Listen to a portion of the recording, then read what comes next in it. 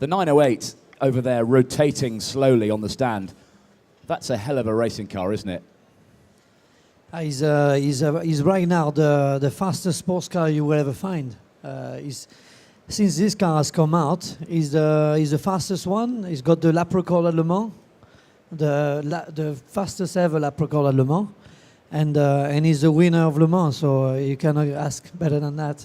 And it's diesel as well. And it's diesel, yeah. He's really mega. Really, to drive this car is pure joy. You know, you wouldn't think he's a diesel like a van, or it's lots of power and a joy to drive. You've raced a lot of sports cars with conventional petrol engines. When you first drove the diesel, did it feel weird?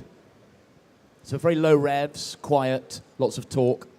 The noise in the car didn't feel different. You know, it's a bit, rattly when you are low rev, but high rev, it doesn't feel very much different. It's just the way you drive in different situation is different. Like if it's raining, normally in a petrol car you will short shift, so you use the low rev to be able to find the traction. With the diesel, you do the opposite. You pull the rev, so you get less torque with the car, and then you can get a better traction. And it's just those kind of things you gotta get used to, more than anything else. Other than that, is a pure proper racing car, isn't it? Yeah, but it's quite. The thing is, as soon as you get in the car, everything is different, because you get a roof. You don't see much inside the car. You don't hear much the engine, and you can hear a lot the transmission and everything. So it takes a little bit of time to get used to it. But you need like everything, like a new toy. You need to know it works first. In fact, when Peugeot came back to Le Mans 2007, there were problems with the misting up, problems with driver changes taking too long. Why did Peugeot persevere with the closed cockpit prototype? Well, for myself at least, I'm really happy to have this kind of car with a top, because for safety point of view, it's just great. As soon as you race with that, you don't want to race anymore with open car. If you remember the crash of Marc Genet in Le Mans during the free practice, I mean, if we don't have the roof, he's not anymore with us to talk about that. So it's for driver point of view, I think it's a safety. It's very important safety point, and also for the aerodynamics, I think it's an advantage. Genet's accident was enormous at the Porsche curves, and he came out of it relatively unscathed. Yeah. Let's talk about the Peugeot-Audi battle. It's been going on now for 3 years at Le Mans, and finally in 2009, Peugeot won the race after Audi had dominated for so long. A very satisfying result for the whole team. He's a very hard work. I think he was gonna come. It's just you always wish he's coming earlier, but because of the strength of the car, everybody expected us to win straight away, because we were so fast, so far ahead in terms of speed with the car, isn't it? We just completely killed everybody who was coming just against us. Audi was, on the other hand, less performance out of the car, but the experience they had, they just out-race her just because of the experience. So we had to take that on board, work really hard on the other area of just pure speed, find some reliability, which we had, but like everybody got when you start a program, And then when we put all this together, which what happened last year, we just came out with the goods. The reliability is so important now, isn't it? You guys were not in the winning car, but the car that did win, with Genet, Brabham and Wirtz, didn't have a single problem. Just went on and on and on. And that's how you win Le Mans.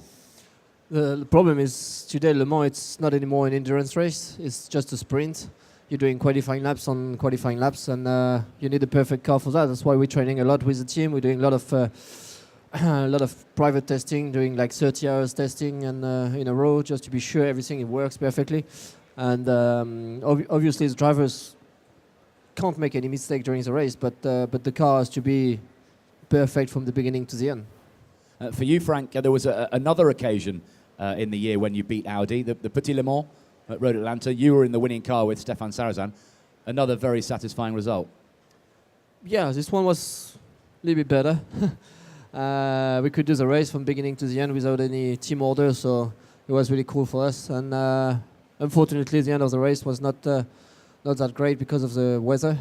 We couldn't fight with the Audi until the end, but we won this one, so quite happy. It's good to finish the year like this. That rain was horrific, wasn't it? I've never seen anything like it. I mean, it was the problem. It starts to rain like a week before, and all the ground was full of water, so the water was staying on track for ages, and really was no way we could go with the cars over there. Okay, Nick, what about 2010? I know Audi are not going to Sebring, so again, you'll be expected to win with the Peugeot. Yeah, I mean, we every race we want to win Frank's it. nodding You know? again. Good. Yes, yeah, I really want to win. Never the mind race, about you know? Audi. Yeah, I think all the big events, all the big events, you want to win them. As Le Mans, Sebring, Petit Le Mans, they're all like part of those races you want to come home with. I wish I had Petit Le Mans last year, you know, but I got 2 second place now there. Maybe this year, you know, if we do it. But this year is gonna be, you know, now we are the one to beat. We are the number one. So the principle is to keep what we've been doing and just adjust it with a new regulation. So they have slowed us down a bit, just to bring the petrol car and diesel car a bit closer.